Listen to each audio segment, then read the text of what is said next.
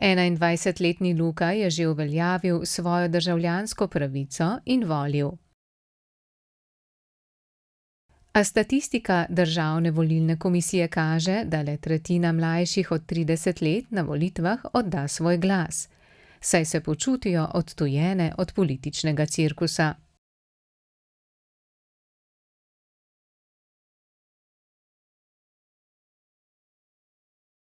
Politika samo po sebi me ne zanima toliko. Ne vem, ali bi jo morala kaj prav spremljati ali ne, pač ne čutim lih nobene potrebe po kakšni tem.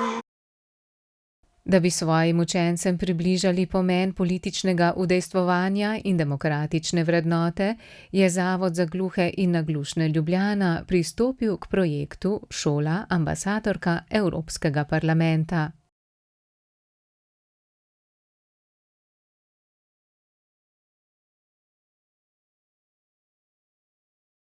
V okviru projekta je učence, bodoče volivce, v petek 25. maja obiskal Ivo Vajgl. Evropski poslanec je poudaril pomen politične participacije.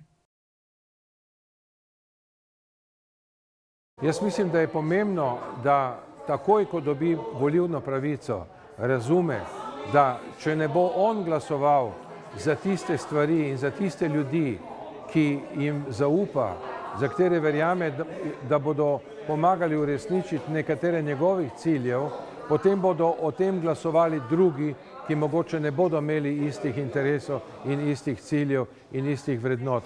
Zato, če hočeš stvari spreminjati ali dodajati nekaj svojega, potem moraš iti na volitve, moraš oddati svoj glas. Ko so potekale volitve za predsednika Evropskega parlamenta, je Ivo Vajgl svoj glas oddal gluhi belgijski poslanki Helgi Stevens.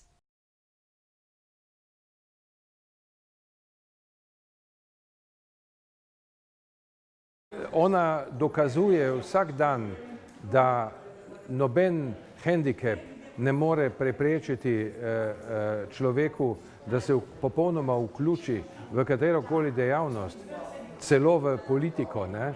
In da pravzaprav s tem pridobi parlament neko podobo institucije, ki ima razumevanje za ljudi, ki imajo drugačne potrebe in drugačen način življenja.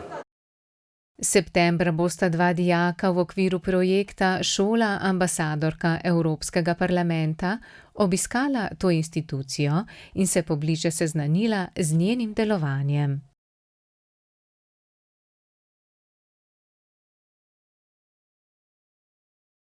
Drugače smo pa z našimi učenci pri urah zgodovine, družboslovja pač vključevali teme, ki se tiče Evropske unije, v reden kurikulum. Nismo imeli posebnih predmetov ali posebnih dejavnosti, ampak samo vključitev v redni kurikulum, se pravi kot obogatitev programa in z večjo pozornostjo na Evropski uniji, na delovanje Evropske unije, na evropskih volitvah, na pomenu evropskih volitev.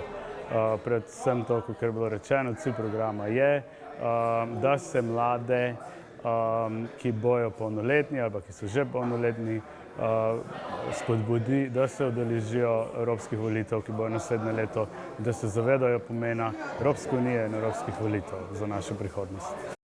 S pomočjo projekta bodo dijaki spoznali evropske vrednote strpnosti, miru, večkulturnosti in večjezičnosti ter spoštovanja človekovih pravic in pravic manjšin v skoraj 500-milijonski Evropski uniji.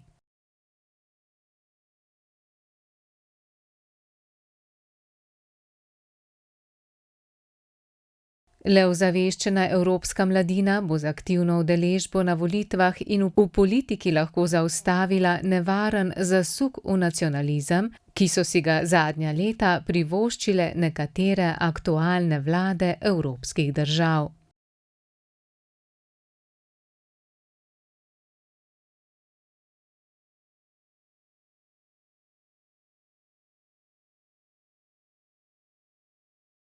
Zato velja tehten premislek, komu bomo 3. junija oddali svoj glas na domačih parlamentarnih volitvah. Če bi bila zdaj polnoletna, pa bi imela volilno pravico.